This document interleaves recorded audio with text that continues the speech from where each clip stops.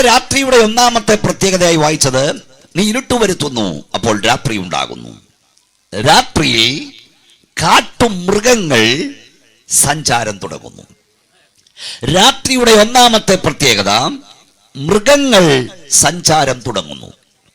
മനുഷ്യനെ സംബന്ധിച്ച് പറഞ്ഞാൽ കാട്ടിൽ കിടക്കുന്ന മൃഗങ്ങൾ നാട്ടിൽ വരുമെന്നല്ല, മനുഷ്യൻ തന്നെ മൃഗമായി മാറുമെന്നാണ്. 12-ാം സങ്കീർത്തനം 7-ാം വാക്യം, മനുഷ്യപുത്രന്മാരുടെ വഷളത്വം പ്രബലപ്പെടുമ്പോൾ ദുഷ്ടന്മാർ എല്ലായിടവും സഞ്ചരിക്കുന്നു. 49-ാം സങ്കീർത്തനം 20-ാം വാക്യം, ജ്ഞാനത്തോടിരിക്കുന്ന മനുഷ്യൻ വിവേകഹീനനായി മാറിയാൽ നശിച്ചു പോകുന്ന മൃഗങ്ങൾക്ക് തുല്യനാകും. ശ്രദ്ധിക്കുന്ന സുഹൃത്തുക്കളെ, യേശുക്രിസ്തുവിന്റെ മടങ്ങി വരവിന് തൊട്ടുമുമ്പും അതിനുശേഷവുമുള്ള മനുഷ്യന്റെ അവസ്ഥ, മനുഷ്യൻ മൃഗസമാനനായി മാറും. നമ്മൾ ഈ ടിവിയിലൊക്കെ ഇപ്പോൾ കാണുന്നത് എന്താണ്? മൃഗീയത, മൃഗീയത, മൃഗീയത, നിഷ്ഠൂരത, നിഷ്ഠൂരത, നിഷ്ഠൂരത. സത്യത്തിൽ മൃഗീയത എന്ന് പറഞ്ഞാൽ മൃഗം പോലെ ലജ്ജിക്കും. കാരണം മൃഗത്തെ കൂടെ ലജ്ജിപ്പിക്കുന്ന കാര്യമാണ് മനുഷ്യരിപ്പോൾ ചെയ്തുകൊണ്ടിരിക്കുന്നത്. എന്താണ് ഈ മൃഗവും മനുഷ്യനും തമ്മിലുള്ള വ്യത്യാസം? ഞാൻ പറഞ്ഞു തരാം. മനുഷ്യനെ മൃഗങ്ങളിൽ നിന്ന് വ്യത്യസ്തനാക്കുന്ന നിരവധി കാര്യങ്ങളുണ്ട്. ഈ പരിണാമ സിദ്ധാന്ത പ്രകാരം മനുഷ്യൻ പരിണാമശ്രേണിയിലെ അവസാന കണ്ണിയാണ്. അതായത് പരിണമിച്ച് പരിണമിച്ച് പരിണമിച്ചാണ് മനുഷ്യൻ ഉണ്ടായത്. പരിണാമ സിദ്ധാന്ത പ്രകാരം മനുഷ്യന്റെ തൊട്ടടുത്ത് നിൽക്കുന്നത് കൊരങ്ങച്ചനാണ്. അവര് പറയുന്നു കൊരങ്ങച്ചനിൽ നിന്ന് കുരിയച്ചൻ ഉണ്ടായെന്ന്. സ്വതന്ത്രം. പക്ഷെ നിങ്ങൾ ചിന്തിക്കുക, മനുഷ്യനെ മൃഗത്തിൽ നിന്ന് വ്യത്യസ്തനാക്കുന്ന ചില കാര്യങ്ങൾ ഞാൻ പറയാം. ഒന്ന്, എല്ലാവരും ശ്രദ്ധിച്ച് പ്രാർത്ഥിച്ചുകൊണ്ടിരിക്കണം. മനുഷ്യന് നഗ്നതാബോധമുണ്ട്, മൃഗത്തിന് നഗ്നതാബോധമില്ല. മനുഷ്യന് ധാർമ്മികതയുണ്ട്, മൃഗത്തിന് ധാർമ്മികതയില്ല. മനുഷ്യന് ആരാധന ചിന്തയുണ്ട്, മൃഗത്തിന് ആരാധന ചിന്തയില്ല. മനുഷ്യന് മരണാനന്തര പ്രത്യാശയുണ്ട്, അതില്ല. മനുഷ്യന് മനസാക്ഷിയുണ്ട്, മനസാക്ഷി കുത്തുണ്ട്, മൃഗത്തിന് അതില്ല. ഒന്നുകൂടെ മനസ്സിലാക്കി തരാം. ഞാൻ മുമ്പേ പറഞ്ഞ പോലെ പരിണാമശ്രേണിയിലെ അവസാന കണ്ണിയാണ് കൊരങ്ങച്ചനെങ്കിൽ കാവാലം അല്ലേ? കാവാലങ്കാരോട് ഞങ്ങൾ ചോദിക്കട്ടെ, കാലം ഇത്ര പുരോഗമിച്ചിട്ടും ഇവിടെയുള്ള കൊരങ്ങച്ചന്മാരെല്ലാം കൂടെ ചേർന്ന് എന്തുകൊണ്ടൊരു തുണിക്കട തുടങ്ങിയില്ല? എന്തുകൊണ്ടൊരു ഷിമാട്ടിയോ പാർത്താസോ ആരംഭിച്ചില്ല? എന്തുകൊണ്ടൊരു തയ്യക്കട തുടങ്ങിയില്ല? അപ്പൊ തുണി കൊടുക്കുന്ന കാര്യത്തിൽ ഇപ്പോഴും അവർക്ക് വിശ്വാസമായിട്ടില്ല. അപ്പൊ മനുഷ്യനെ നഗ്നതാബോധമുള്ളൂ. പ്രാർത്ഥിച്ചുകൊണ്ടിരിക്കണം. 2, ധാർമ്മികത. കാലം ഇത്ര പുരോഗമിച്ചിട്ടും ഏതെങ്കിലും ഒരു കൊരങ്ങച്ചൻ ഒരു ഞായറാഴ്ചയോ വല്ലതും വിളിച്ച്, എടാ അളിയനെ വിളിച്ചിട്ട് നമുക്ക് നമ്മുടെ മോനൊരു പെണ്ണ് കാണാൻ പോവാന്ന് പറയാറുണ്ടോ? കല്യാണ ആലോചനയില്ല, കല്യാണം നടത്തിപ്പില്ല, പ്രസവത്തിന് വിളിയില്ല, ഹണിമൂണില്ല. അവർക്ക് ഇണചേരാൻ ഏതെങ്കിലും ഒരു മൃഗം, അതിപ്പം പ്രായം കൂടിയതോ കുറഞ്ഞതോ പ്രശ്നമല്ല. എന്നാൽ മനുഷ്യൻ അങ്ങനെ അല്ല. മനുഷ്യന്റെ കാര്യമാണ് ഞാൻ പറയുന്നത്. മൃഗത്തിന് ഏതെങ്കിലും ഒന്ന് മതി. അതുപോലെ നിങ്ങൾ ചിന്തിച്ച്, ഏതെങ്കിലും ഒരു മൃഗത്തിന് ആരാധന ചിന്തയുണ്ടോ? ഒരു അമ്പലം പണിതോ, ഒരു പള്ളി പണിതോ, ഒരു മോസ്ക് പണിതോ? ഏതെങ്കിലും ഒരു മൃഗം രാവിലെ അയ്യോ ഇന്ന് ഞായറാഴ്ചയാ പള്ളി പോണെന്ന് പറയോ? വെള്ളിയാഴ്ച എന്ന് പറയോ? അമ്പലത്തിൽ? കാരണം അതിനാ ചിന്തയില്ല. ഏതെങ്കിലും ഒരു മൃഗം മരണാനന്തര കർമ്മം ചെയ്യാറുണ്ടോ? ഇല്ല, അതിനകത്ത് ചിന്തയില്ല. 30, 40 അടിയന്തരവും 41 അടിയന്തരവും നടത്തില്ല. കാരണം മനുഷ്യൻ മാത്രമേ ഉള്ളൂ ആ ചിന്ത. അപ്പൊ ഓർത്തോണം, മനുഷ്യൻ മൃഗമല്ല, മനുഷ്യൻ വ്യത്യസ്തനാണ്, മനുഷ്യൻ വിലയുള്ളവനാണ്. കഴിഞ്ഞ രാത്രിയോടെ ഞാൻ പ്രസംഗിച്ചു, മനുഷ്യന് വില നൽകുന്ന ഒരു പുസ്തകം ഈ ഭൂമിയിലുണ്ടെങ്കിൽ അത് വിശുദ്ധ വേദപുസ്തകം മാത്രമാണ്. കയ്യൊന്നടിച്ചു വായ തുറന്ന് ശക്തിയോടെ ദൈവത്തെ സ്തുതിച്ചു.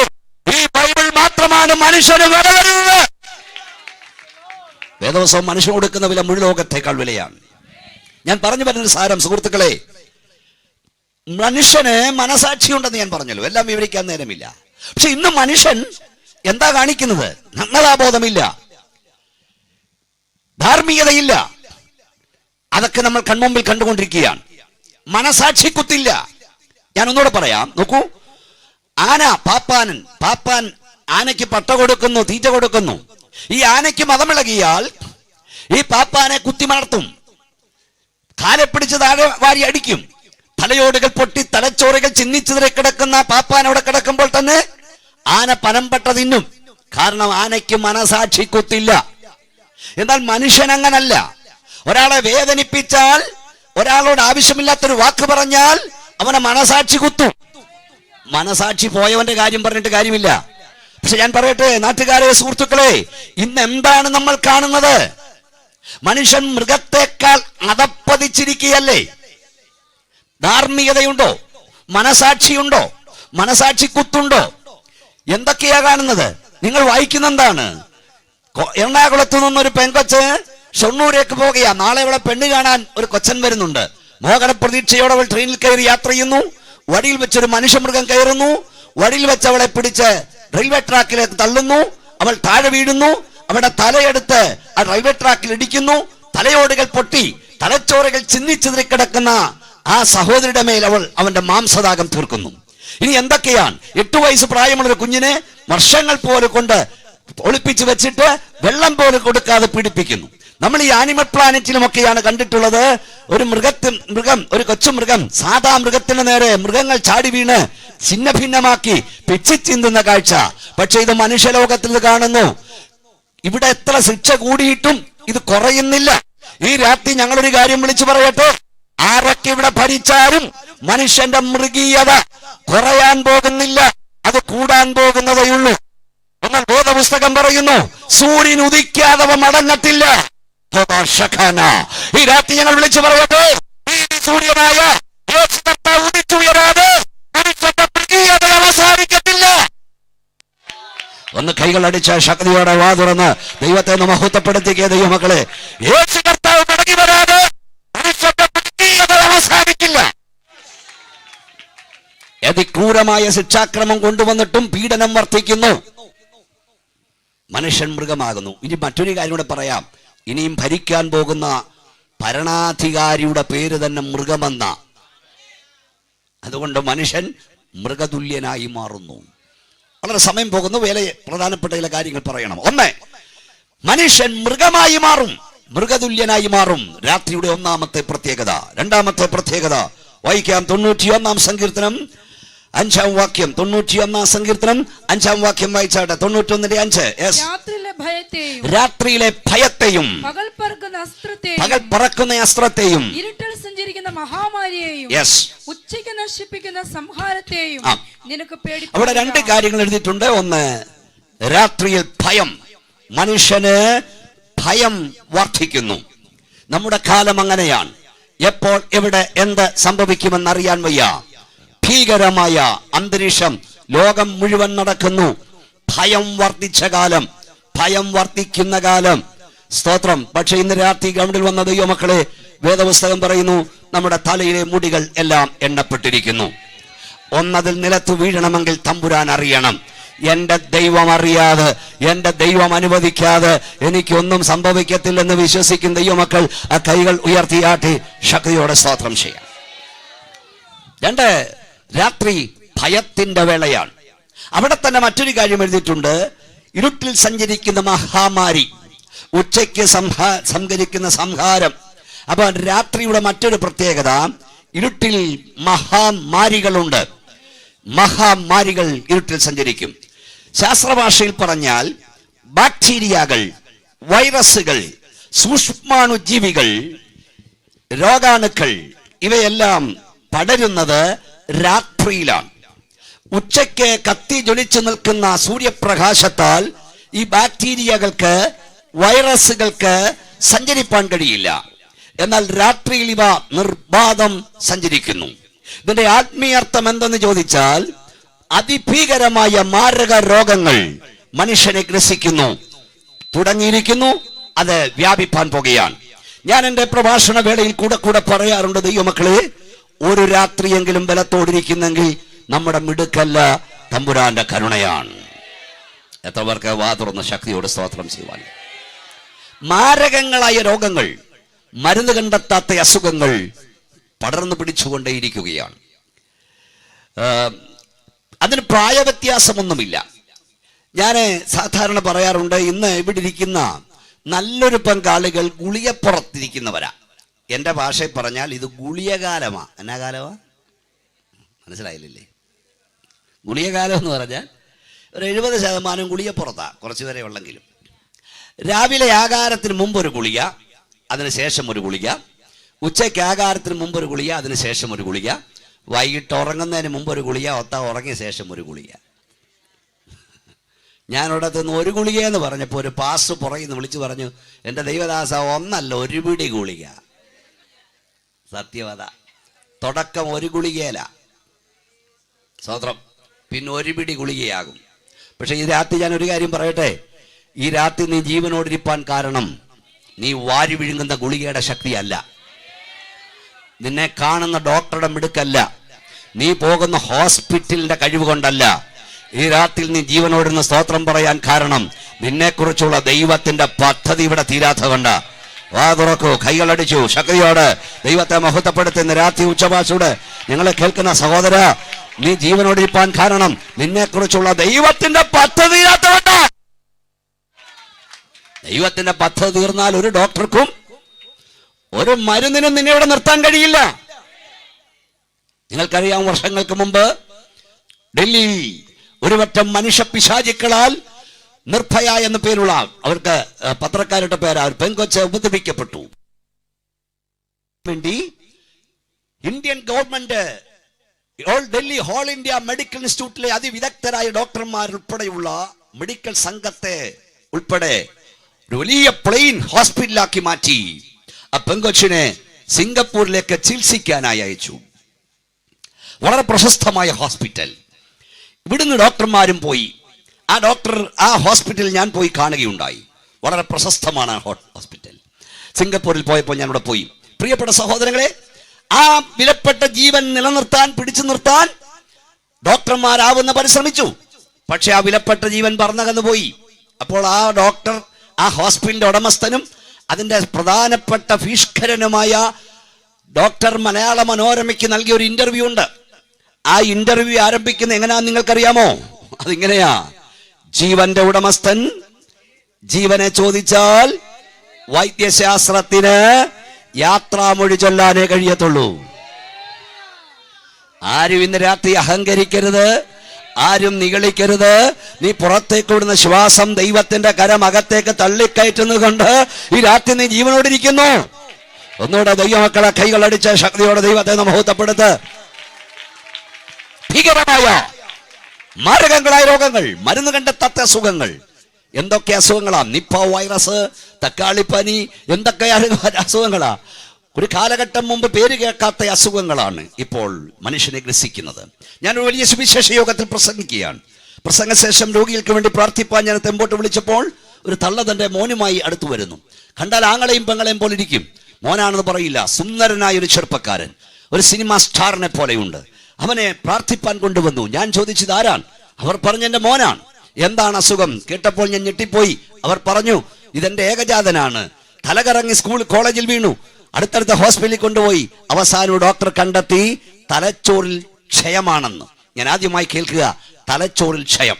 മറ്റുള്ളത് പ്രസംഗിക്കുമ്പോൾ എമ്മഡുകാരൻ വന്ന് എന്നോട് പറഞ്ഞു, പാസ്റ്റർ എനിക്ക് വേണ്ടി പ്രാർത്ഥിക്കണം, എന്റെ മജ്ഞ ക്ഷയിക്കുന്ന രോഗമാണ്. ഞാൻ അതും പുതുതായി കേൾക്കുകയാണ്. വേറെടുത്ത് ചെന്നപ്പോൾ ചെറുപ്പക്കാരൻ പറഞ്ഞു, അകാലത്തിൽ ഞാൻ വൃദ്ധനാകുന്നു എന്ന് പറഞ്ഞാൽ 80 വയസ്സുകാരന്റെ അസുഖങ്ങൾ 30 വയസ്സുകാരന് ജരാനരകൾ വരുന്നു. വല്ലതും മനസ്സിലാകുന്നുണ്ടോ കുഞ്ഞേ? ഒരു രാത്രി നീ ബലത്തോടിരിക്കുന്നെങ്കിൽ തമ്പുരാന്റെ കരുണയാണെന്നോർക്കണം. മാരകങ്ങളായ രോഗങ്ങൾ, അസുഖങ്ങൾ ഇവിടെ പടർന്നു പിടിച്ചുകൊണ്ടിരിക്കുകയാണ്. ഡോക്ടർമാർ ഇവിടെ കൂടുന്നുണ്ട്, ഹോസ്പിറ്റൽ വർദ്ധിക്കുന്നുണ്ട്. പക്ഷേ ഇതൊന്നും കുറയാൻ പോകുന്നില്ല, ഇത് കൂടാൻ പോകുകയാണ്. മരുന്ന് കൊണ്ടോ, സ്തോത്രം, വൈദ്യശാസ്ത്രം കൊണ്ടോ നിന്റെ ആയുസിനെ ദീർഘമാക്കാൻ കഴിയില്ല. Price the Lord. നീക്കുപോക്കിൽ നിനക്ക് തരുവാൻ അധികാരമുള്ള ഒരുവരുണ്ട്, അവനത്രയാണ് യേശു ക്രിസ്തു. കൈകളടിച്ച് സന്തോഷത്തോടെ സ്തോത്രം പറയൂ. ഈ ഉച്ചഭാഷയോട് ഞങ്ങളെ കേൾക്കുന്ന പ്രിയ സുഹൃത്തുക്കളെ, ക്യാൻസർ വന്ന് മരിക്കുമെന്ന് പറഞ്ഞവർ സ്തോത്രം പറയുന്നുണ്ട്. ഹാർട്ട് അറ്റാക്ക് വന്ന് മരിക്കുമെന്ന് പറഞ്ഞവർ സ്തോത്രം പറയുന്നുണ്ട്. കാരണം മരണത്തോ നീക്കുപോക്ക് തരാൻ അധികാരം മാത്രമാണ്. ഒന്നുകൂടെ കൈ ഉയർത്തിയ ദൈവത്തിന് സ്തോത്രം ചെയ്യാം. എല്ലാവരും സ്തോത്രം പറഞ്ഞുകൊണ്ടിരിക്കണം. അപ്പോൾ ഈ രാത്രിയുടെ മറ്റൊരു 3 പ്രത്യേകത പറഞ്ഞു. ഒന്ന്, കാട്ടുമൃഗങ്ങൾ സഞ്ചാരം തുടങ്ങുന്നു. 2, രാത്രി ഭയത്തിൻ്റെതാണ്. 3, രാത്രിയിൽ വൈറസ് ഇരുട്ടിൽ സഞ്ചരിക്കുന്ന മഹാമാരികളുണ്ട്. രാത്രി മഹാമാരികൾ സഞ്ചരിക്കുന്നു. വായിക്കാം. രാത്രിയുടെ മറ്റൊരു പ്രത്യേകത നോക്കാം നമുക്ക്. വായിച്ചാട്ട് 30-ാം സങ്കീർത്തനം 5-ാം വാക്യം. 30-ാം സങ്കീർത്തനം 5-ാം വാക്യം. യെസ്. അവന്റെ കോപം ക്ഷണനേരത്തേക്കേ അവന്റെ പ്രസാദമോ ജീവപര്യന്തമുള്ളത്. സന്ധ്യയെങ്കിൽ കരച്ചിൽ വന്ന് രാവാർക്കും, ഉച്ചസിലോ ആനന്ദഘോഷം വരുന്നു. ഒരിക്കൽ കൂടെ കൈ ഉയർത്തി സന്തോഷത്തോടെ സ്തോത്രം പറയാം. എവിടെ ഇരിക്കുന്നത്? ഇങ്ങനെയാണ്. സന്ധ്യയെങ്കിൽ കരച്ചിൽ വന്ന് രാവാർക്കും, ഉഷസിലോ ആനന്ദഘോഷം വരുന്നു. രാത്രി കരച്ചിലിന്റെ രാത്രിയാണ്, കരച്ചിലിന്റെ വേളയാണ്. പ്രഭാതം സന്തോഷത്തിൻ്റെതാണ്. നമ്മുടെ നാടിന്റെ പ്രത്യേകത, ഇവിടെ ഉയർന്നു നിൽക്കുന്ന 2 നില കെട്ടിടങ്ങളാണ്. ഇന്നലെ രാത്രി ഞാൻ പ്രസംഗിച്ചത് തമിഴ്നാടിനടുത്ത് കളിയിക്കവിളയ്ക്കപ്പുറമാണ്. ഞാൻ അവിടെയും പറഞ്ഞു, മറ്റൊരു വിഷയം പറഞ്ഞപ്പോൾ. കേരളത്തിൻ്റെ ഒരു പ്രത്യേകത, ഉയർന്നു നിൽക്കുന്ന വലിയ 2 നില കെട്ടിടങ്ങളാണ്. ഈ കെട്ടിടങ്ങളുടെ മുമ്പിൽ വലിയ മതിലുകളുണ്ട്. ചില മതിൽ കണ്ടാൽ തന്നെ ഒരു വീട് പണിയാനുള്ള കാശ് മതിലിനായിട്ടുണ്ട്. പക്ഷെ ഈ 2 നില കെട്ടിടങ്ങളുടെ ഉള്ളിലൊന്നും സ്വസ്ഥതയില്ലെന്നുള്ള സത്യം. സമാധാനമില്ല, നിലവിളിയ, മുറവിളിയ. സ്തോത്രം. ഒരു 12:30 മണി രാത്രിയിൽ 9 വയസ്സ് പ്രായമുള്ളൊരു പെൺകൊച്ചെന്നെ വിളിച്ചു. കുഞ്ഞ് വിളിച്ചിട്ട് ഇങ്ങനെ പറഞ്ഞു, എങ്ങനെയാ എൻ്റെ നമ്പർ കിട്ടിയെന്ന് എനിക്കറിയൂടാ, ഒന്ന് ടി വിയിൽ നിന്ന് കണ്ടതായിരിക്കും, അല്ലെ പുസ്തകത്തിൽ നിന്ന് കിട്ടിയതായിരിക്കും. അവൾ ഭീതിയോടാ വിളിക്കുന്നത്. രാത്രി 12:30 മണിക്ക് 9 വയസ്സുള്ള കുഞ്ഞ് ഒരു സമ്പന്നൻ്റെ വീട്ടിൽ നിന്ന് വിളിച്ചിട്ട് പറഞ്ഞു, മാസ്റ്ററങ്കിൾ, എൻ്റെ പപ്പ എൻ്റെ മമ്മിയെ കൊല്ലാൻ പോന്നു, കൊങ്ങായിക്ക് പിടിച്ചിരിക്കുക. ഞാൻ പേടിച്ചു പോയി. ഞാൻ പ്രാർത്ഥിച്ചു, ദൈവമേവൻ കൊല്ലല്ലേ, കാരണം കൊന്നിട്ടാൽ അന്വേഷണം എൻ്റെ പേർക്കൂടെ വരും. കാരണം ആ വീട്ടിൽ നിന്ന് ആദ്യത്തെ കോൾ എൻ്റെ പേർക്കാണ് വന്നേക്കുന്നത്. കൊന്നോയില്ലെന്ന് എനിക്ക് അറിഞ്ഞുകൂടാ. എന്താ വലിയ കെട്ടിടം ഉണ്ടെന്ന് പറഞ്ഞിട്ട് എന്നാ കാര്യം? ഇവിടുത്തെ മാത്രമല്ല, ഇംഗ്ലണ്ടിൽ നിന്നൊരു സഹോദരി എനിക്കൊരു മെയിൽ ചെയ്തു. അവർ പറഞ്ഞു 2.5 ലക്ഷം രൂപ ശമ്പളമുണ്ട്, പക്ഷേ എൻ്റെ പപ്പായ ഒന്ന് വിളിക്കണമെങ്കിൽ തെണ്ടണം, ആ ഭാഷയാ, ബെഗ് ചെയ്യണം. മറ്റൊരിടത്തു നിന്നൊരു സഹോദരി ജർമ്മനിയിൽ നിന്ന് പറഞ്ഞു, എന്നെ എൻ്റെ ഭർത്താവ് കാണുന്ന പട്ടിയെ പോലെയാണ്. സഹോദരങ്ങളെ, വീട് വലുതാ, പക്ഷെ അകത്ത് സ്വസ്ഥതയില്ല. ഞാൻ ഇന്ന് രാത്രി നാട്ടുകാരോട് പറയട്ടെ, ഞാൻ കൂടെ പറഞ്ഞൊരു പദമുണ്ട്. ദൈവത്തിന്റെ സാന്നിധ്യമില്ലാത്ത 2 നില കെട്ടിടത്തേക്കാൾ, ദൈവ സാന്നിധ്യമില്ലാത്ത AC റൂമിനേക്കാൾ, ദൈവ സാന്നിധ്യമില്ലാത്ത മാർബിൾ തറയേക്കാൾ ദൈവത്തിന്റെ സാന്നിധ്യമുള്ള ചെറ്റക്കുടിലാണ് ശ്രേഷ്ഠത. ദൈവത്തെ മഹത്വപ്പെടുത്ത ഗ്രൗണ്ടിൽ വന്ന ദൈവവൈദ്യരെ, നിനക്ക് 2 നില കെട്ടിടമില്ലെങ്കിലും, നിനക്ക് മാർബിൾ തറയില്ലെങ്കിലും, നിന്റെ ചെറ്റക്കുടിലിൽ ദൈവത്തിന്റെ സാന്നിധ്യമുണ്ടെങ്കിൽ അതാണ് ശ്രേഷ്ഠത. എന്നും ചില്ലി ചിക്കനും ഫ്രൈ റൈസും ഇല്ലെങ്കിലും, എന്നും ബിരിയാണിയും മട്ടനും ഇല്ലെങ്കിലും, ഉണക്കക്കപ്പയുള്ളെങ്കിലും, വാട്ടുകപ്പയുള്ളെങ്കിലും, പൊടിയരിയക്കഞ്ഞി ഉള്ളെങ്കിലും, മക്കളോടൊപ്പം സ്തോത്രം പറഞ്ഞ് കുടിക്കാനൊക്കുമെങ്കിൽ അതാ ഭാഗ്യം. ഈ നാട്ടുകാരെ ഞങ്ങൾ വിളിക്കുന്ന ആ സന്തോഷത്തിലേക്കാണ്. ഒന്നോടെ ശക്തിയോട് കൈകൾ അടിച്ച് ദൈവത്തെ സ്തുതിച്ചാട് ദൈവമക്കളെ.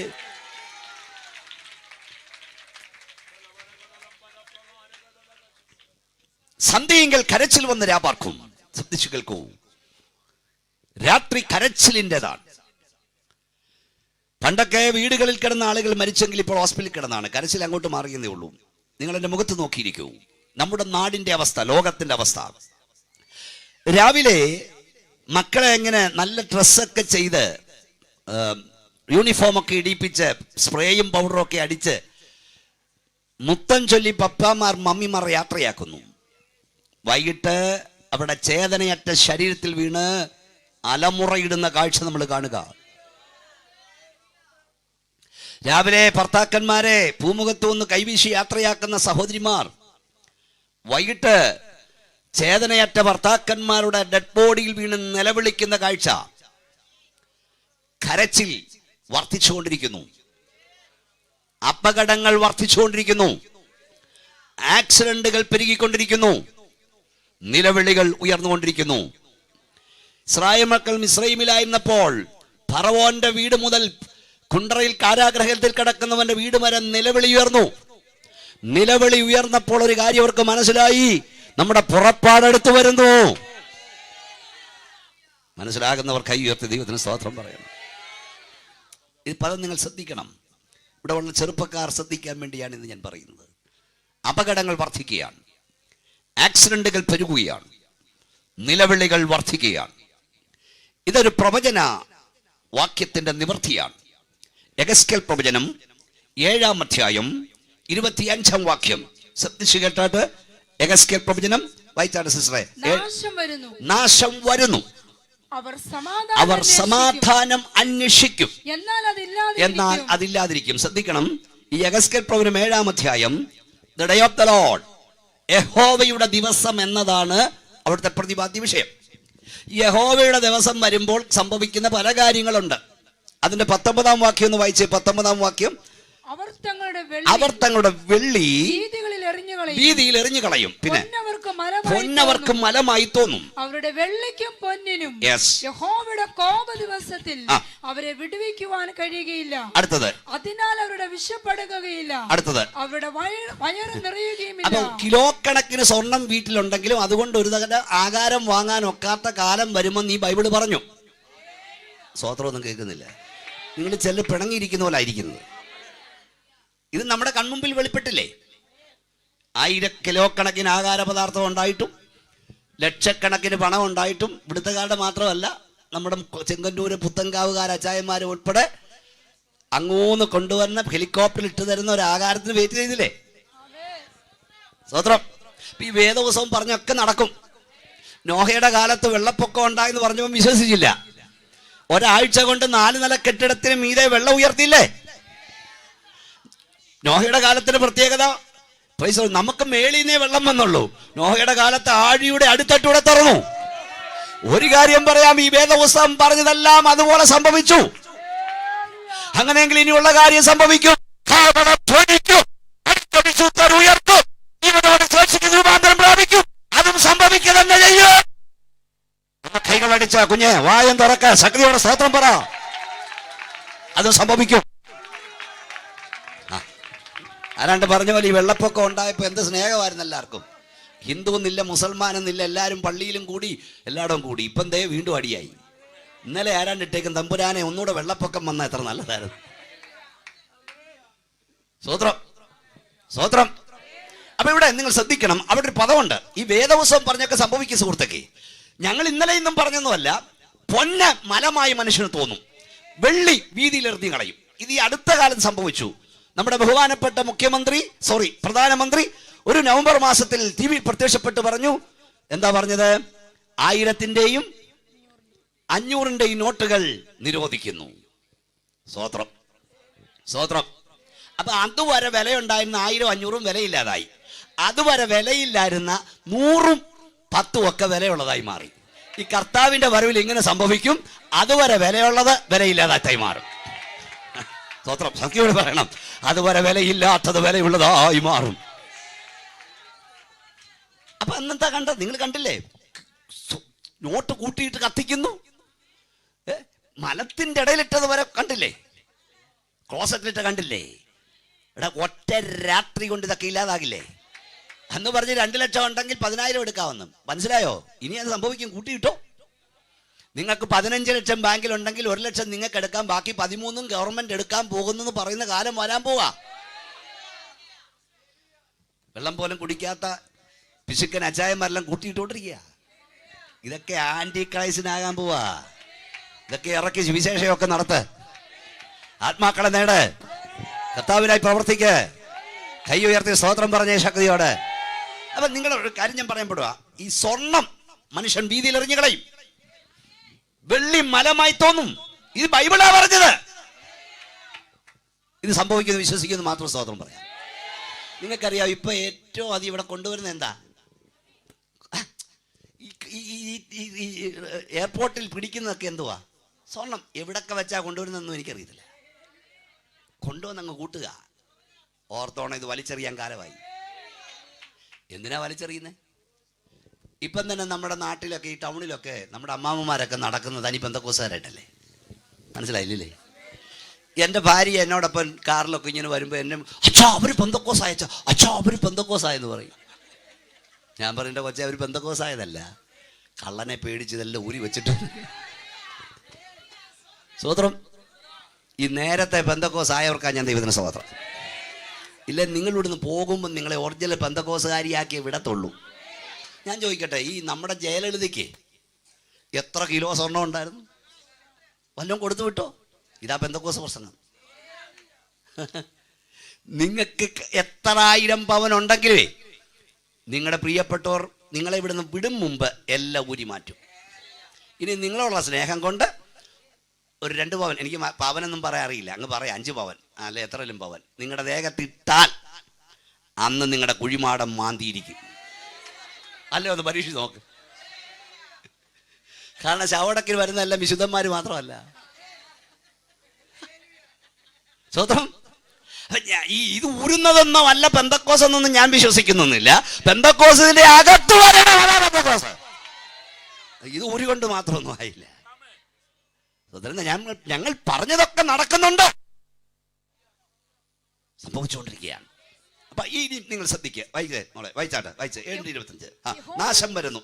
നാശം വരുന്നു. വായിച്ചു 7:25. വായിക്കേ. അപകടത്തിന്മേൽ അപകടവും ശ്രുതിമേൽ ശ്രുതിയും വന്നുകൊണ്ടിരിക്കും.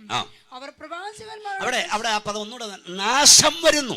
നാശം വരുന്നു, അതാ ശ്രദ്ധിക്കേണ്ടത്. നാശം വരുന്നു. വായിച്ചു.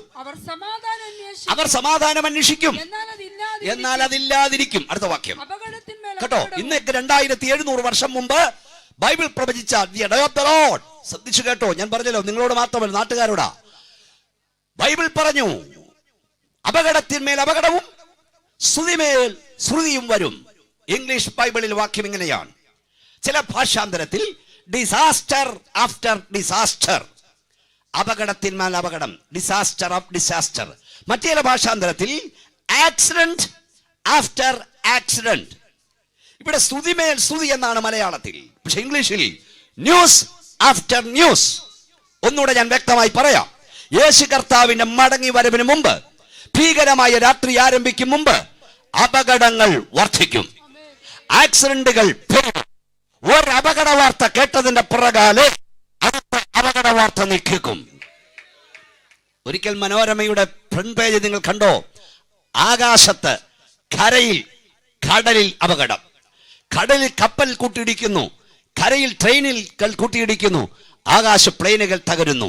നോക്കൂ, അപകടങ്ങൾ വർദ്ധിക്കും. നിങ്ങൾക്ക് മനസ്സിലാകുന്ന ഭാഷ ഞാൻ പറയട്ടെ, സഹോദരങ്ങളെ, കുഞ്ഞുങ്ങളെ, സ്നേഹിതരെ, ആക്സിഡന്റുകൾ പെരുകും, അപകടങ്ങൾ വർദ്ധിക്കും. എന്നാൽ പ്രാർത്ഥിക്കുന്നവനെ, കരയുന്നവനെ സ്വർഗം വിടുവിക്കും. ഒന്ന് കൈയടിച്ച ശക്തിയോടെ ദൈവത്തിന് സ്തോത്രം പറയാം. ഇത് നിങ്ങളൊരു പ്രവചനമായി ഏറ്റെടുക്കണം. ഞാൻ മഹായോഗങ്ങളിൽ പ്രസംഗിക്കുമ്പോഴും സഹോദരിമാരോട് പറയാറുള്ളത് നിങ്ങളോട് പറയുന്നു. സഹോദരിമാരെ, ഇവിടെ വന്ന സുഹൃത്തുക്കളെ, സഹോദരങ്ങളെ, സഹോദരിമാരെ, നിങ്ങൾ നിങ്ങളുടെ വീട്ടിൽ അരി കഴുകിക്കൊണ്ടിരിക്കുമ്പോൾ, പാത്രം തേച്ചുകൊണ്ടിരിക്കുമ്പോൾ, കറി കരിഞ്ഞുകൊണ്ടിരിക്കുമ്പോൾ, നിങ്ങളുടെ പ്രിയപ്പെട്ടവൻ വാഹനമായി റോഡിലിറങ്ങുമ്പോൾ, നിങ്ങളുടെ കുഞ്ഞ് സ്കൂളിൽ പോകുമ്പോൾ അവരെ ഓർത്ത് പ്രാർത്ഥിക്കണം. നിങ്ങൾ അവരെ ഓർത്ത് പ്രാർത്ഥിച്ചാൽ അവരായിരിക്കുന്നിടത്ത് രക്തം അവർ കടയാളമായിരിക്കും. കൈകൾ ഉയർത്തിയാട്ടെ, ശക്തിയോടെ സ്തോത്രം ചെയ്യും. ഒരു തമാശയായി നിങ്ങൾ എടുക്കരുത്. കാരണം പിശാച് തനിക്ക് അല്പകാലം എന്ന് വെച്ച് ശക്തിയോടെ പ്രവർത്തിക്കുന്നു. വീടിന്റെ ഏക ആശ്രയങ്ങളെ അവൻ വഴിയിൽ തകർക്കുന്നു, വഴിയിൽ ചതച്ചരച്ചു കളയുന്നു. സ്തോത്രം. കാരണം മാനസാന്തരപ്പെടാതെ ഒരുവൻ മരിച്ചാൽ അവൻ ഇഷ്ട നരകത്തിൽ ആള് കൂട്ടാം. എന്നാൽ വേദപുസ്തകം പറയുന്നു, ദുഷ്ടന്റെ മരണത്തിൽ എനിക്ക് പ്രസാദമില്ല. സ്തോത്രം. അതുകൊണ്ട് കുഞ്ഞുങ്ങളെ, ചെറുപ്പക്കാരെ കുറച്ച് ഇവിടെ കാണുന്നുണ്ട്. നിങ്ങൾ ഈ വാഹനവുമായി റോഡിൽ ഇറങ്ങുമ്പോഴേ പ്രാർത്ഥിച്ചുകൊണ്ട് കയറിയോണം. ഓരോ യാത്ര ഇതൊരു ദൂതാണെന്ന് ഓർത്തോണം. ഓരോ യാത്ര അവസാനിക്കുമ്പോഴും ദൈവത്തിന് നന്ദി പറയണം. വീതിയിൽ നിന്നും വിശാല സ്ഥലത്തു നിന്നും യുവാക്കന്മാരെയും പൈതങ്ങളെയും തട്ടിക്കൊണ്ടു പോകുവാൻ റോഡുകളിൽ മരണം പതിയിരിപ്പ് നടത്തുന്നു. പ്രാർത്ഥിക്കുന്നവനെ സ്വർഗം വിടുവിക്കും. കൈകൾ ഉയർത്തിയാട്ടെ, വായം തുറക്കച്ച ശക്തിയോടെ. ഈ എനിക്ക് കുഞ്ഞുങ്ങളെ കണ്ട സന്തോഷമുണ്ട്. കുഞ്ഞെ, നീ ഭാവിയുള്ളവനാ, നിന്നെ ദൈവത്തിന് നീ വിലയേറിയവനാ, നിന്റെ കുടുംബത്തിൻ്റെ ഏക ആശ്രയമാ. നിന്നെ തകർക്കാൻ സാത്താൻ പദ്ധതി ഇടുന്നുണ്ട്. പ്രാർത്ഥിച്ചോണം, അഹങ്കരിക്കരുത്. പിള്ളേരുടെയൊക്കെ ഈ റോഡിലൂടെ ഒക്കെ ഞങ്ങൾ ഇതൊക്കെ കാണുന്നുണ്ടല്ലോ. ഈ റോഡിലൂടെ ഒക്കെ പോകുമ്പോൾ ഈ പിള്ളേരുടെയൊക്കെ വരവും പോക്കും കണ്ടാലേ ഈ ബൈക്കെന്ന് പറഞ്ഞ സാധനം റോക്കറ്റാന്ന് അവൻ്റെ ചിന്ത. എന്തോ പോക്കാ, 3-4 വെണ്ണത്തെ കയറ്റി ഇങ്ങനെ. ദൈവമേ, ഓരോ റോഡിലും ഓരോ യാത്ര അവസാനിപ്പിക്കും. ഞങ്ങൾ ദൈവത്തിന് സ്തോത്രം. പണ്ട് ഈ ഹെലികോപ്റ്ററും റോക്കറ്റും തമ്മിൽ സംസാരം ഉണ്ടെന്നാണ് പറഞ്ഞത്. അങ്ങോട്ട് ചേട്ടാ സംസാരിച്ചെന്നാണ് പറഞ്ഞത്. അപ്പം ഈ ഹെലികോപ്റ്റർ റോക്കറ്റിനോട് ചോദിച്ചെന്നാണ് പറഞ്ഞത്, ചേട്ടാ ഞാൻ ഈ റൺവേയിലൂടെ ഇങ്ങനെ ഞെരങ്ങി നീങ്ങിയിട്ടാ പിന്നെ ഇങ്ങനെ പറന്നു പോകുന്നത്, നീ ഇങ്ങോട്ട് വരുന്നതും കാണാം, പുമ്മെന്ന് മേളോട്ട് പോകുന്നതും കാണാം. ഉടനെ റോക്കറ്റ് ഹെലികോപ്റ്ററോട് പറഞ്ഞു, പാസ്റ്ററെ എന്നാ പറയുന്നത്, എടാ അനിയ, നിന്നെപ്പോലെ എനിക്ക് റൺവേയിലൂടെ നിരങ്ങി നീങ്ങി മേളോട്ട് പറക്കണമെന്ന് ആഗ്രഹമില്ലാഞ്ഞിട്ടല്ല, പക്ഷെ മൂടിനെ തീ പിടിച്ചാൽ എന്നാ അയ്യോ. സ്വതന്ത്രം ഇവന്മാരുടെയൊക്കെ പോക്ക് കണ്ട മൂടിന് തീ പിടിച്ചോലേ പോകുന്നു. സ്വതന്ത്രം സ്വതന്ത്രം വീട്ടിൽ അമ്മയപ്പനും കാത്തിരിക്കുന്നു ഓർത്തോണം. ഈ സാധനം ഒന്ന് കയ്യിലിട്ടിയ റോക്കറ്റാന്ന് ചിന്തിക്കരുത്. ഞാൻ ഈ അടുത്ത സമയത്ത് കുറേ മുമ്പ് ബോംബെയിൽ ദൈവനം പ്രസംഗിക്കാൻ പോയി. അപ്പോൾ എനിക്ക് റെയിൽവേ സ്റ്റേഷനുണ്ട്. ഞാൻ പറഞ്ഞു ടാക്സി പിടിച്ച് അപ്പുറത്ത് ആൾ വെയിറ്റ് ചെയ്ത് നിൽക്കുകയാണ്. അതിനപ്പുറത്ത് നല്ലൊരു ഡോക്ടർ. അപ്പം പെട്ടെന്ന് അവിടുത്തെ കൊച്ചനൊരു പൂന്നും പണ്ടൊരു സാധനം ഏൽപ്പിച്ചുകൊണ്ട് വന്ന് നിർത്തി. അങ്കിൾ ഇതിലോട്ട് കയറിക്കോ, ഞാൻ അവിടെ വിടാമെന്ന് പറഞ്ഞു. എൻ്റെ പൊന്നച്ചാൽ, ഞാൻ കയറാൻ ചെന്നപ്പോഴാണ് ഒരു കൊരണ്ടി വേണം ഇതിലോട്ട് കാല് വെച്ചേക്കാം. കാരണം അതിൻ്റെ പുറവശം തണ്ടിങ്ങിരിക്കുക. സത്യം അല്ലേ? ഇങ്ങനെ ഞാൻ അതിലോട്ട് കയറാൻ പറ്റ പാട്. ഞാൻ അതിലോട്ട് കയറിയ എന്നും പറഞ്ഞൊരു വിടിയില്ല റോക്കറ്റ് വിടുന്നല്ലോ. ഞാൻ ഒത്തിരി സ്തോത്രം അതായിരുന്നു പറഞ്ഞു. അവസാനം ഇവനടുത്ത് കൊണ്ടിറക്കിയിട്ട് ചോദിച്ചു, മോനെ ഇത് എത്ര രൂപയുടെ ആളാണ്? അപ്പോൾ 2,80,000. കേക്കെ ചെറിയാച്ചൻ പറഞ്ഞ പോലെ നിന്നെ അല്ല നിൻ്റെ അപ്പനെ അടിക്കണ്ടേ. വല്ലതും മനസ്സിലാകുന്നുണ്ടോ? വല്ലതും മനസ്സിലാകുന്നുണ്ടോ? 20,000 മൊബൈലും ടാബും ഒക്കെ മേടിച്ചു കൊടുത്തിട്ടേ പിള്ളേർ വഴിതെറ്റി പോയിട്ടേ. ഞാൻ എഴുതിയൊരു പുസ്തകത്തിലുണ്ട്, ആറ്റിൽ കലക്കിയിട്ട് ഒറ്റാലിൽ തപ്പിക്കൊണ്ട് കാര്യമില്ലെന്ന്. സ്തോത്രം സ്തോത്രം. മോനെ, നിന്റെ അപ്പന് 10,000 രൂപയുടെ സൈക്കിൾ വാങ്ങാൻ വിലയില്ലായിരുന്നു ഓർത്തണം. അവിടുന്ന് 70,000 ബൈക്കിൽ നീ കയറുമ്പം നീ അഹങ്കരിക്കരുത്. ഇവിടുത്തെ പെന്തക്കോസുകാരനോടും പറയാം, അഹങ്കരിക്കരുത്. എന്റെ വീട്, എന്റെ കാറ്, എന്റെ സ്വത്തെന്ന് പറഞ്ഞ് നീ അഹങ്കരിക്കരുത്. നീ എപ്പോൾ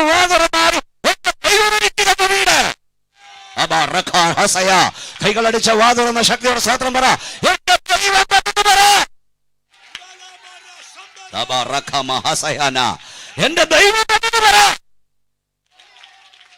ദൈവാശ്രയബോധം വർദ്ധിച്ചോണം.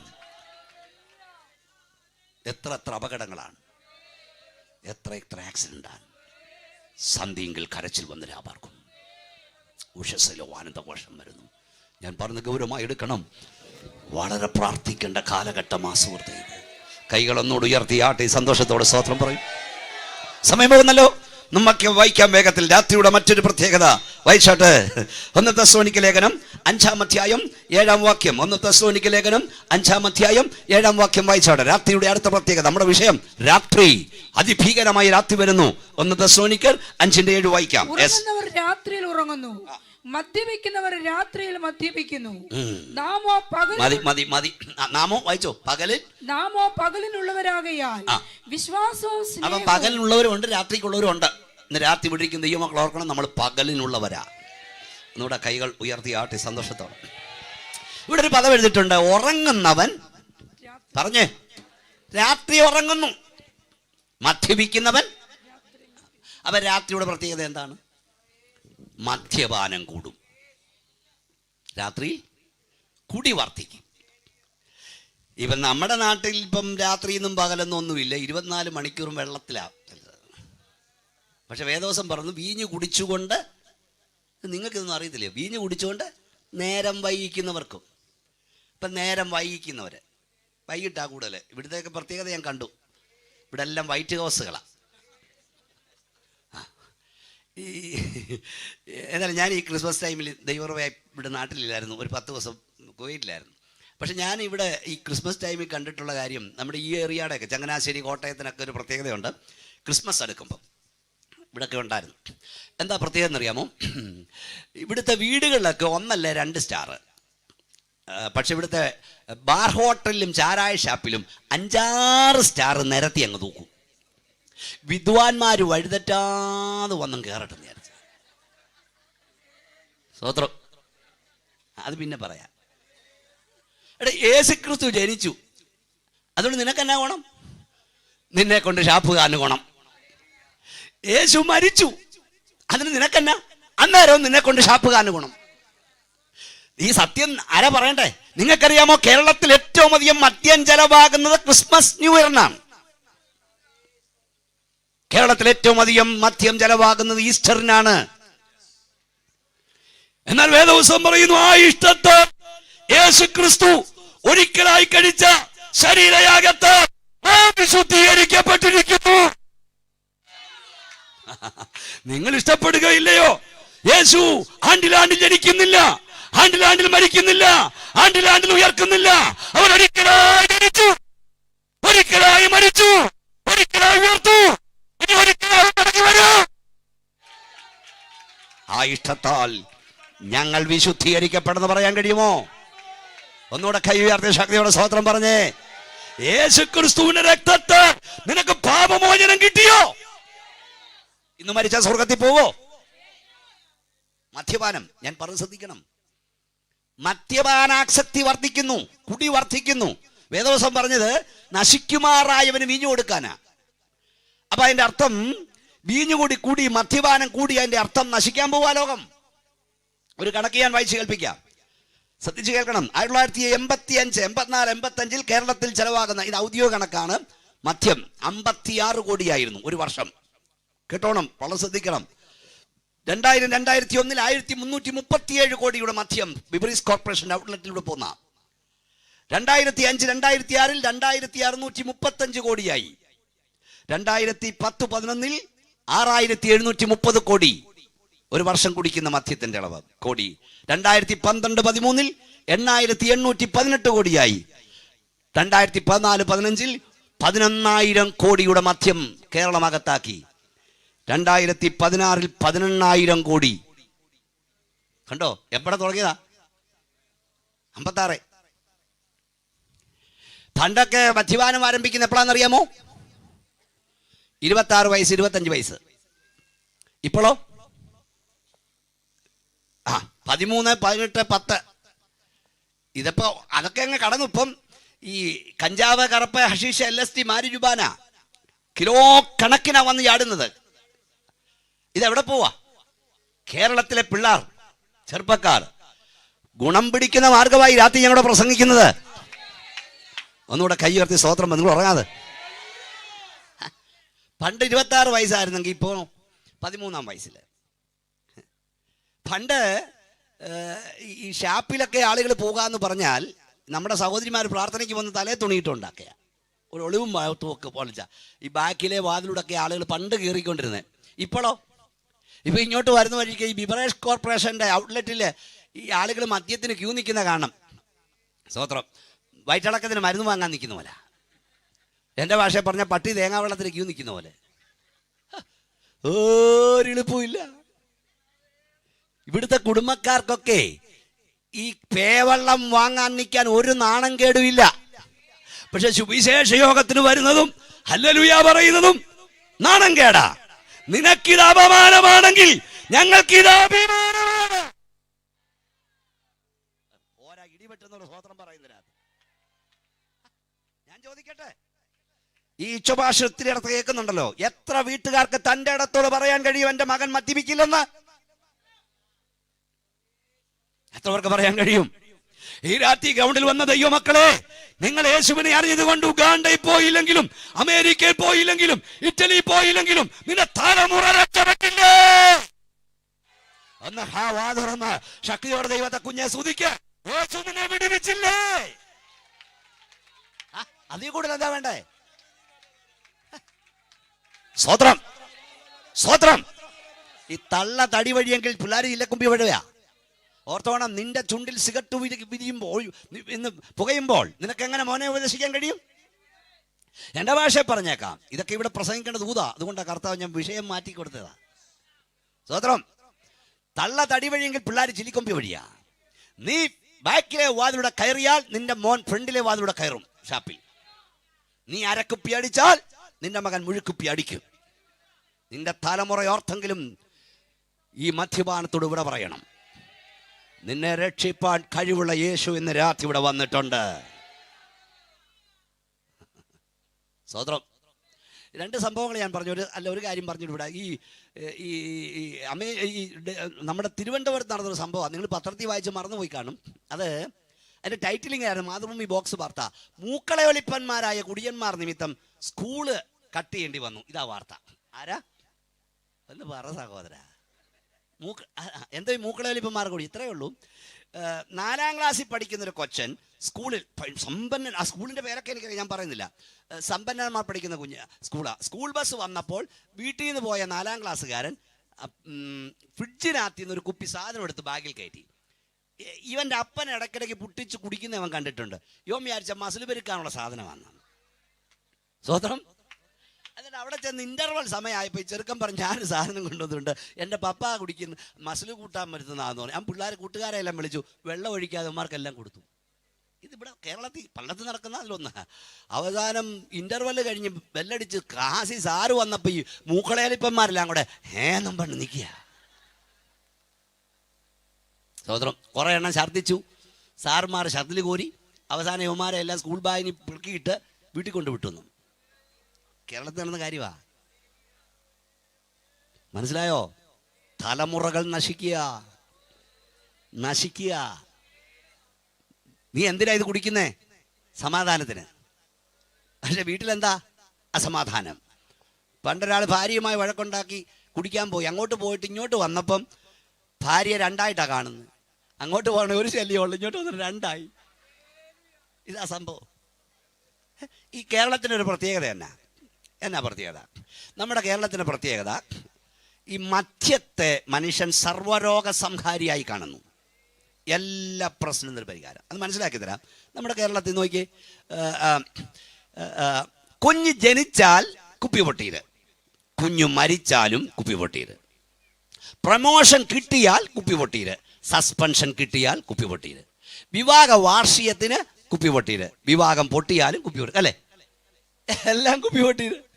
ഈ ടി വിയിൽ എന്താ നിങ്ങൾ കാണുന്നത്? സീരിയൽ എന്നാ കാണുന്നത്? ഒരു വീട്ടിൽ വലിയ പ്രശ്നം, അങ്ങോട്ട് 2 കാലേ പോകുന്നവൻ ഇങ്ങോട്ട് 4 കാലേ വരിക. ഒന്ന് സിഗരറ്റിന് കൂടെ അല്ലെ ഒന്ന കുടിക്കുക. അപ്പൊ സമാധാനത്തിന് ഇതാന്നാ പഠിപ്പിക്കുന്നത്. എന്നാൽ വിശുദ്ധ വേദപുസ്തകം നിന്നോട് പറയുന്നത്, പ്രശ്നം വരുമ്പോൾ, പ്രതിസന്ധി വരുമ്പോൾ കുപ്പി പൊട്ടിക്കാനല്ല, നീയും നിന്റെ ഭാര്യയും കുഞ്ഞുങ്ങളും മുട്ടിന്മേൽ നിന്ന് കൈകോർത്ത് പിടിച്ച് പ്രാർത്ഥിക്കാൻ തുടങ്ങ്. വിടുവിക്കുന്ന കർത്താവ്, സൗഖ്യമാക്കുന്ന കർത്താവ് നിന്റെ വീട്ടിലിറങ്ങി വരും. ഒന്ന് കൈയടിച്ച ശക്തിയോടെ ദൈവത്തെ മഹത്വപ്പെടുത്തിക്കേ. ഇതാ സുവിശേഷ സന്ദേശം. ഇതോടൊപ്പം നിങ്ങൾ കണക്ക് വെട്ടുന്നത്, മദ്യപാനാസക്തി വർദ്ധിക്കുന്നു, കുടി വർദ്ധിക്കുന്നു. കിഡ്നി വിറ്റ് വരെ കുടിക്കുന്നവർ, രക്തം വിറ്റ് വരെ കുടിക്കുന്നവർ കൂടുന്നു. ഇത് രാത്രിയുടെ പ്രത്യേകതയാണ്. ഒത്തിരി കാര്യങ്ങളുടെ നേരം പോകുന്നു. ഞാൻ വേഗത്തിൽ നിർത്തട്ടെ. പിന്നെ എവിടെ എഴുതിയിരിക്കുന്നു? വെറിക്കൂത്ത്, ശയനമോഹം, ദുഷ്കാമം എന്നീ വർദ്ധിക്കും. അതൊക്കെ വർദ്ധിച്ചുകൊണ്ടിരിക്കുന്നു. വേദപുസ്തകം നമ്മൾ പഠിച്ചാൽ 5 പാപങ്ങൾ യേശു കർത്താവിന്റെ വരുമ്പോൾ സംഭവിക്കും, ഇവിടെ വർദ്ധിക്കും. വിഗ്രഹാരാധന, കുലപാതകം, മോഷണം, ക്ഷുദ്രപ്രയോഗം, ദുർനടപ്പ്, ഇവ വർദ്ധിക്കുന്നു. പ്രിയ സ്നേഹിതരെ, ഭൂമി ഭീകരമായ ഒരു രാത്രിയിലേക്ക് പ്രവേശിക്കാൻ പോകുന്നു. ഇനിയും ഒരു നല്ല കാലം വരുമെന്ന് പ്രതീക്ഷിക്കേണ്ട. കേരളത്തിൻ്റെ അവസ്ഥ എന്നാ? നിരപരാധികളെ ചലിച്ചതിക്കുകയല്ലേ. എന്തോ അതിൻ്റെ കാരണം പറഞ്ഞാ ചുമ്മാ അങ്ങ് അടിക്കുക, അങ്ങോട്ടും ഇങ്ങോട്ടും നിസാരമായ കാര്യങ്ങളുടെ പേരിൽ അങ്ങ് തീ വെക്കുക, അങ്ങ് നശിപ്പിക്കുക, തകർക്കുക. ഇവിടെ സ്വൈരജീവിതമൊന്നും ഇനിയും കിട്ടത്തില്ല. ഒരു രാജാവ് നീതിയോടെ വാഴും. അന്ന് പ്രഭുക്കന്മാർ ന്യായത്തോട് ന്യായപാലനം ചെയ്യും. അന്ന് മാത്രമേ ഇവിടെ നീതി വരെയുള്ളൂ. മോനെ ഒന്ന് എഴുന്നേറ്റ് സഹോദര. രാത്രിയില്ലാത്തൊരു ദേശം എന്നേക്കും പാർപ്പിടമാം, മർത്യമല്ലാത്തൊരു വേഷം പ്രാപിക്കും നിശ്ചയമായി. രാത്രിയില്ലാത്തൊരു ദേശം എന്നേക്കും പാർപ്പിടമാ. എല്ലാവരും കൈയടിച്ചേ. മർത്യമല്ലാത്തൊരു വേഷം പ്രാപിക്കും നിശ്ചയമായി. എണ്ണമില്ലാത്ത വിശുദ്ധർ പൊൻകുരുത്തോലയുമായി വർണ്ണിക്കും ദൈവത്തിൻ നീതി സ്വർഗീയ രാഗത്താൽ. യേശുവൻ സങ്കേതം എന്നിത്യ പറയുമേ ആശ്രയം. മോനെ കൈയടിച്ചേ, എല്ലാവരും കൈയടിച്ചേ. സുസ്ഥിരമേ യേശുവൻ സങ്കേതം എന്നിത്യ പറയുമേ ആശ്രയം തന്നാമം സുസ്ഥിരമേ. ലോകത്തിൽ ആശ്രയമൊന്നും ശാശ്വതമല്ലകയാൽ ശോകക്കൊടും കാറ്റിലൂടെ ഓടിമറയുന്നു ഞാൻ. ലോകത്തിൽ ആശ്രയമൊന്നും ശാശ്വതമല്ലകയാൽ ശോകക്കൊടുങ്കാറ്റിലൂടെ ഓടിമറയുന്നു ഞാൻ. ദൂരെ ദൂരെ കാണും നിത്യ പവനത്തെ വേഗം ഞാനെന്നും ചേരും അതത്ര ഭാഗ്യമേ. ദൂരെ ദൂരെ കാണും നിത്യ ഭവനത്തെ വേഗം ഞാനെങ്ങും ചേരും അതത്ര ഭാഗ്യമേ. യേശുവൻ സങ്കേതം എന്നിത്യ പറയുമേ ആശ്രയം തന്നാമം ആഗമ സുസ്ഥിരമേ.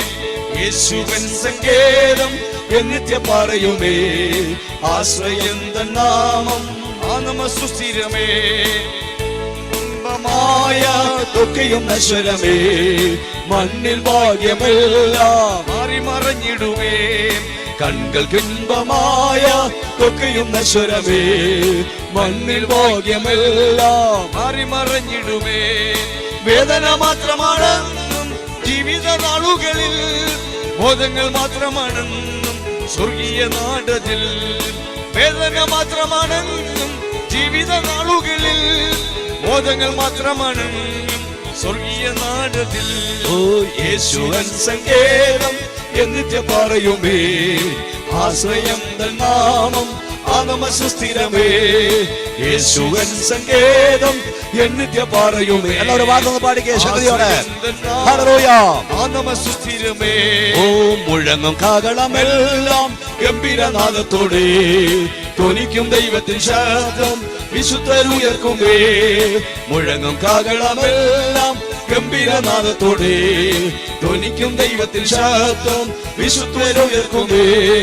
തേജസമ്പൂർണനാമേശു വേഗത്തിൽ വന്നിടുമ്പോൾ ജ്യോതിസ് പോലെ നല്ലേക്കും തൻകൂടെ വാഴും നാം. തേജസമ്പൂർണനാമേശു വേഗത്തിൽ വന്നിടുമ്പോൾ ജ്യോതിസ് പോലെ തൻകൂടെ വാഴും. ശക്തിയോടെ പാടോ. ജ്യോതിസ് പോലെ ഹല്ലേലൂയ.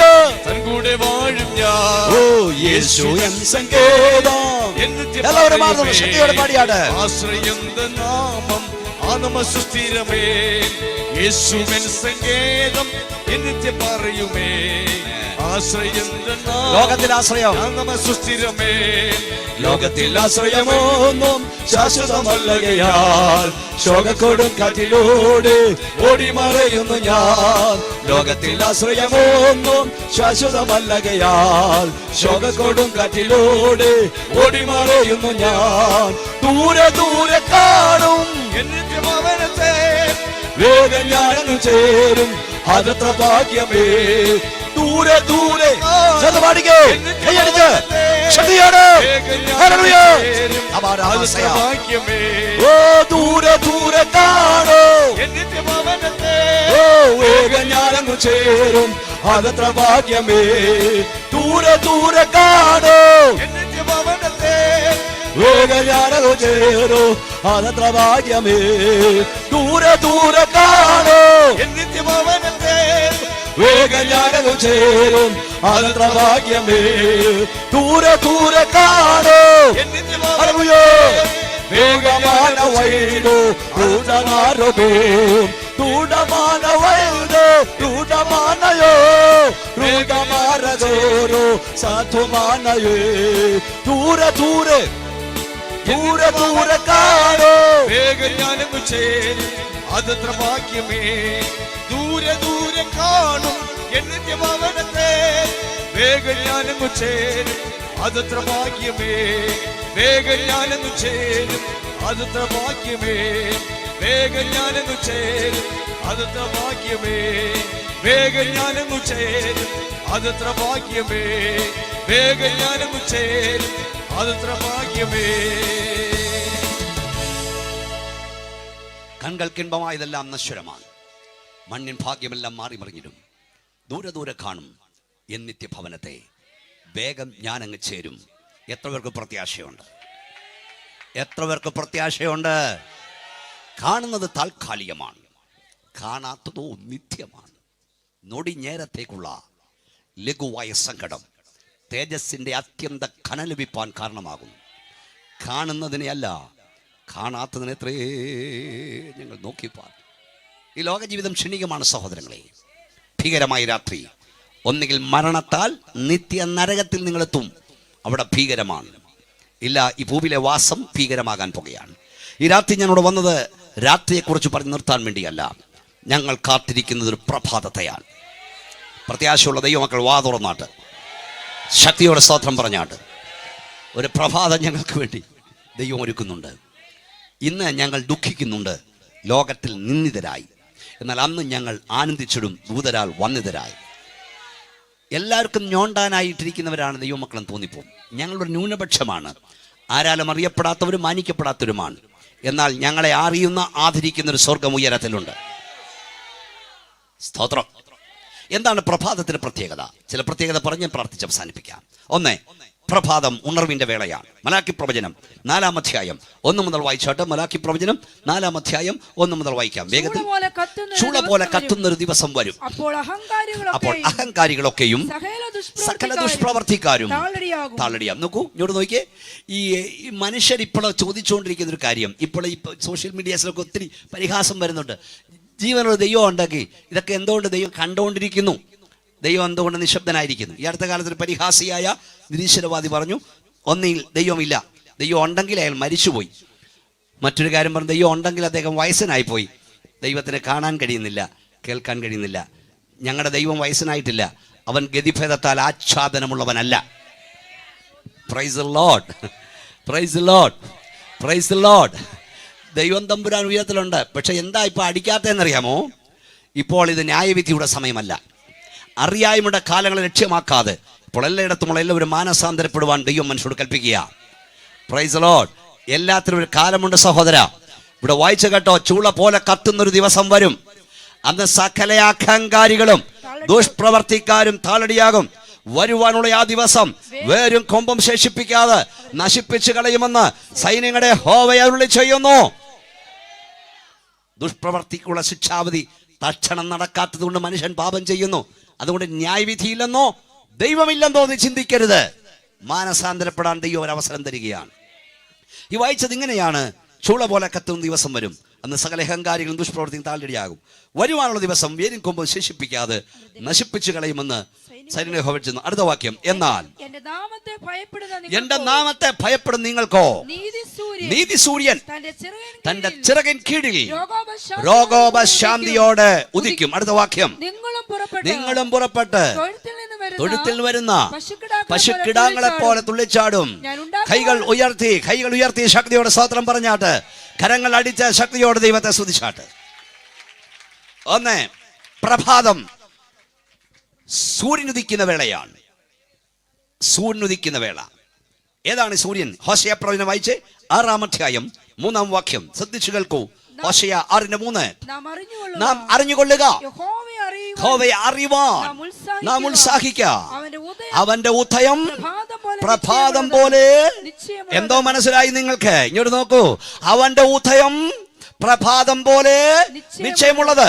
ഈ രാത്രി ഞങ്ങൾ ഈ നാട്ടുകാരോട് പറയട്ടെ, നാളെ സൂര്യൻ ഉദിക്കുമെന്നത് സത്യമാണെങ്കിൽ ഞങ്ങളുടെ വാഴ്ത്തപ്പെട്ടവനായ കർത്താവായ യേശു ക്രിസ്തു മടങ്ങി വരുന്നത് സത്യം.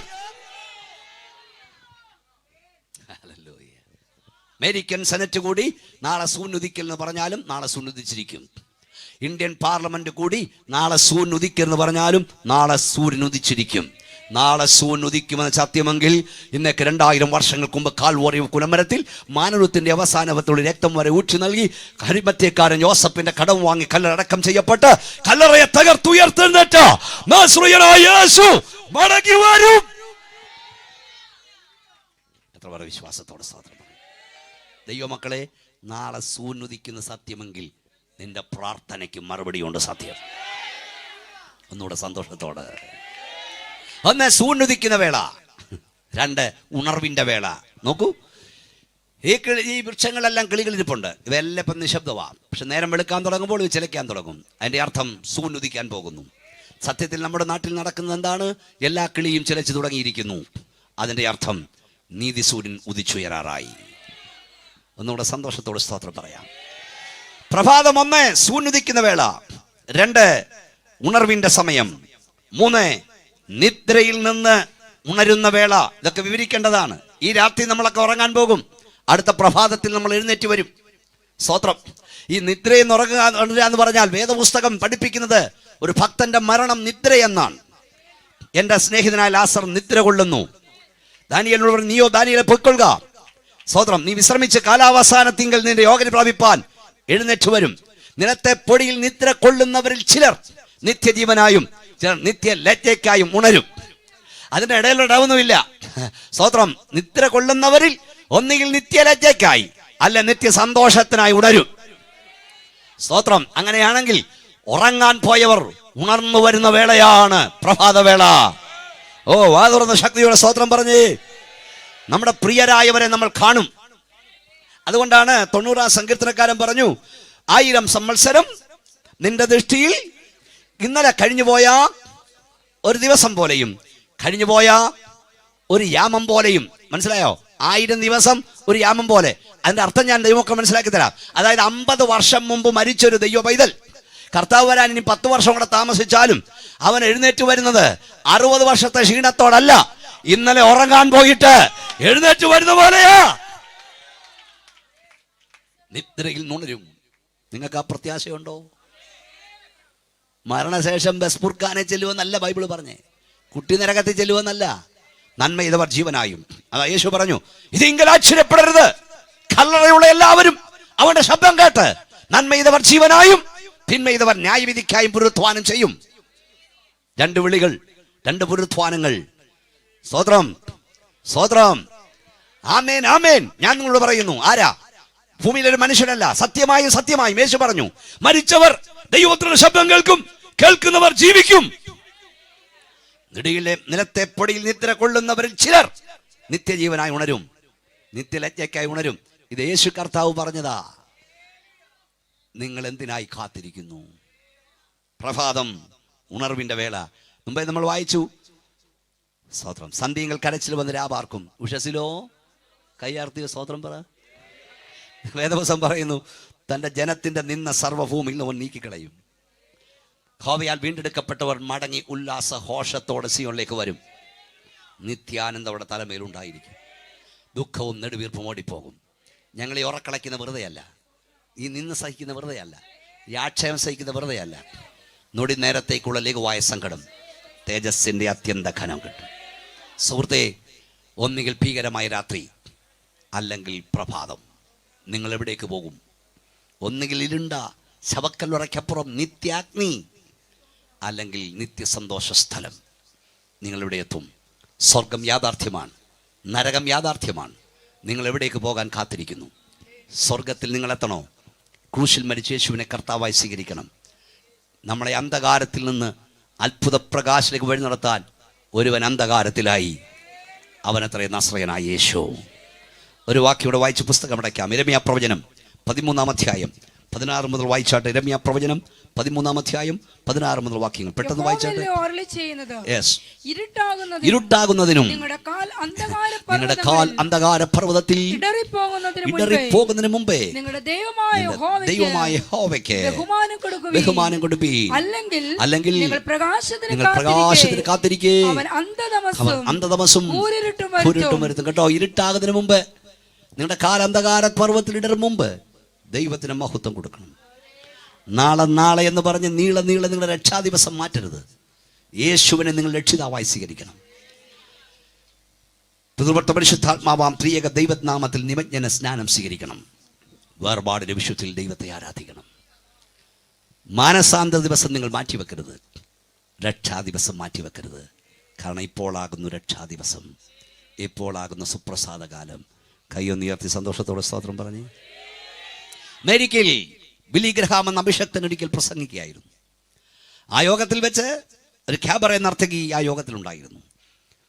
യേശു കർത്താവിൻ്റെ വചനം ശക്തിയോടെ അവൾ ഇടപെട്ടു. അവൾക്ക് മാനസാന്തരപ്പെടണമെന്നുണ്ട്. പക്ഷേ അവൾ ഡോക്ടർ ഗ്രഹാമിനോടൊന്ന് കണ്ടു പറഞ്ഞു, ഡോക്ടർ ഗ്രഹാം, ഈ രാത്രിയിലെ ദൂതുമെന്ന് എന്നോടായിരുന്നു. എനിക്ക് മാനസാന്തരപ്പെടണം, എനിക്ക് സ്നാനപ്പെടണം, എനിക്ക് യേശുവിനെ പിൻപറ്റണം. Not now but later. ഇപ്പോഴല്ല, പിന്നാട്ട്. ഇന്ന് രാത്രി എനിക്ക് 3 സ്ഥലത്ത് ക്യാബറ നടത്തണം. അത് കഴിഞ്ഞ് ഞാൻ മടങ്ങി വരും. ഞാൻ യേശുവിന് വേണ്ടി ജീവിക്കും. സ്തോത്രം. ബില്ലി ഗ്രഹാം പറഞ്ഞു, ഇപ്പോഴാ സുപ്രസാദകാലം, ഇപ്പോഴാ രക്ഷാ ദിവസം, നീ മാറ്റി വെക്കരുത്. അവൾ പറയല്ല, ഞാൻ പോയി മടങ്ങി വരാം. അവൾ കാർ ഓടിച്ചു പോയി. ബില്ലി ഗ്രഹാം തൻ്റെ ശുശ്രൂഷ തുടർന്നു. സ്തോത്രം. യോഗം കഴിഞ്ഞ ശേഷം ബില്ലി ഗ്രഹാം തൻ്റെ സംഘവുമായി താൻ വിശ്രമിക്കുന്ന ഹോട്ടലിലേക്ക് പോകുമ്പോൾ അമേരിക്കയിലെ തിരക്കേറിയ വീതിയിലൊരു ആക്സിഡന്റ് കണ്ട് അദ്ദേഹം വാഹനം സ്ലോ ചെയ്തപ്പോൾ കണ്ടതൊരു യുവതി രക്തത്തിൽ കുളിച്ചു കിടക്കുന്നു. സ്തോത്രം. അല്പം മുമ്പ് അവളോട് സംസാരിച്ച യുവതിയായിരുന്നു അത്. മാനസാന്തരപ്പെടുവാൻ, രക്ഷിക്കപ്പെടുവാൻ, ദൈവകൽപ്പന അനുസരിപ്പാൻ ദൈവം അവൾക്ക് നൽകിയ ലാസ്റ്റ് ചാൻസ് ആയിരുന്നു അത്. ഈ പ്രഭാഷണം കേൾക്കുന്ന സഹോദരങ്ങളെ, മദ്യപാനം ഉപേക്ഷിപ്പാൻ, ദുർമാർഗം ഉപേക്ഷിപ്പാൻ, പാപജീവിതത്തോട് വിട പറയുവാൻ, യേശുക്രിസ്തുവിൻ്റെ പാപന രക്തത്താൽ നിന്റെ പാപം കഴുകപ്പെടുവാൻ, നിന്റെ കുടുംബത്തിൽ സമാധാനം വരുവാൻ ദൈവം നിനക്ക് തരുന്ന ലാസ്റ്റ് ചാൻസ് ഒരുപക്ഷെ ഇതായിരിക്കാം. അവസാന അവസരം ഇതായിരിക്കാം. ഈ രാത്രി നീ മുട്ടിമേൽ നിന്ന് യേശുവിൻ്റെ രക്ഷിതാവായി സ്വീകരിക്കണം. യേശു ക്രിസ്തുവിൻ്റെ രക്തത്താൽ നിന്റെ പാപം കഴുകുവാൻ ഏൽപ്പിക്കപ്പെടണം. കൈയൊന്നുയർത്തിയ ശക്തിയോട് ദൈവത്തെ സ്തുതിച്ചാൽ. മനുഷ്യജീവിതം വളരെ ക്ഷണികമാണ്. ഏത് നിമിഷമാണ് ജീവിതത്തിൽ തിരശ്ശീല വീഴുന്നറിയില്ല. എനിക്കറിയാവുന്നൊരു ദൈവദാസനുണ്ട്. ഞാൻ പറഞ്ഞ് പ്രാർത്ഥിക്കാൻ പോയി. 2 സംഭവങ്ങൾ. വളരെ നല്ലൊരു കൊച്ചൻ, ഒരു പയ്യൻ, 19 വയസ്സേ ഉള്ളൂ. നല്ലൊരു പേരാണ് അവൻ്റെ, ഗിഫ്റ്റൻ. അവന് ബ്ലഡ് ക്യാൻസർ ആണെന്ന് ഞാൻ അറിഞ്ഞു.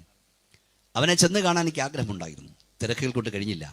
ഒരു ദിവസം ഞാൻ വിളിച്ചു, അവനോട് സംസാരിച്ചു, മോനെ, നാളെ 4 മണിക്ക് ഞാൻ ആ വഴിക്കൂടെ വരുന്നുണ്ട്, നിന്നെ വന്ന് കാണാം. അവൻ പറഞ്ഞു, ഓക്കെ എങ്കിൽ നമുക്കിന്ന് വൈകിട്ട് കാണാം. പക്ഷേ അന്ന് വെളുപ്പിനെ 4 മണിക്ക് ആ ജീവൻ പറന്നുപോയി. സ്തോത്രം. ഞാൻ ഇടയാറന്മുളയിൽ ബൈജു കുഞ്ഞായിരിക്കുമ്പോഴൊക്കെ ഞാൻ അവിടെ, സ്തോത്രം, അവിടെ എന്നെ വന്ന് കാണുന്നൊരു പാവപ്പെട്ട സുവിശേഷം ഉണ്ടായിരുന്നു. രാഘവൻ, തങ്കച്ചെന്നും വിളിക്കും. കൂടെ വരാം. ഇന്നത്തെ ഇപ്പോൾ ഫോൺ സൗകര്യം ഒക്കെ കുറവാണ്. സ്തോത്രം. അദ്ദേഹം കുറേ നാളായി കണ്ടിട്ട്. ഒരു ദിവസം അദ്ദേഹം പെട്ടെന്നൊരു, ഞാനൊരു യോഗത്തിന് പോകാൻ കാറിൽ കയറും മുമ്പ് എനിക്ക് ഫോൺ കോൾ വന്നു, പാസ്റ്റർ, കുറേ നാളായി അങ്ങനെ കണ്ടിട്ട് എനിക്ക് വരാൻ കഴിയില്ല, നാളെ രാവിലെ 7 മണിക്ക് ഞാൻ വീട്ടിൽ വരും. നാളെ രാവിലെ 7 മണിക്ക് ഞാൻ പറഞ്ഞു, ഞാൻ വീട്ടിൽ കാണും. സ്തോത്രം. ഞാൻ കച്ചവടം കണ്ടൊരു സുവിശേഷ യോഗത്തിൽ, ഐക്യ യോഗത്തിൽ പ്രസംഗിക്കാൻ പോയി. പ്രസംഗം കഴിഞ്ഞപ്പോൾ എൻ്റെ മൊബൈൽ അടിക്കാൻ തുടങ്ങി. എൻ്റെ ഭാര്യ കരഞ്ഞുകൊണ്ട് എന്നെ വിളിച്ചു. എന്താ വിളിച്ചതെന്നറിയാമോ? നാളെ രാവിലെ 7 മണിക്ക് എന്നെ വന്ന് കാണാമെന്ന് പറഞ്ഞ ആ ദൈവവൃത്യൻ ആ രാത്രി 7 മണിക്ക് ഈ ലോകത്തോട് യാത്ര പറഞ്ഞു. മനുഷ്യജീവിതം ക്ഷണികമാകുഞ്ഞേ. ഇവിടെ കൊണ്ട് ജീവിതം അവസാനിക്കില്ല. നിത്യതയുണ്ട്. ജീവിതത്തിൻ്റെ കണക്ക് തീർക്കുന്ന ദിവസമുണ്ട്. ദൈവത്തിൽ നീ കണക്ക് കൊടുക്കേണ്ടി വരും. യേശുവിനായി ജീവിപ്പാൻ നല്ല അവസരം. യേശു കർത്താവ് നിന്റെ പാപം കഴുകും, നിന്റെ കുടുംബത്തിൽ സമാധാനം തരും. കണ്ണുകളടയ്ക്കാൻ പ്രാർത്ഥിക്കാം.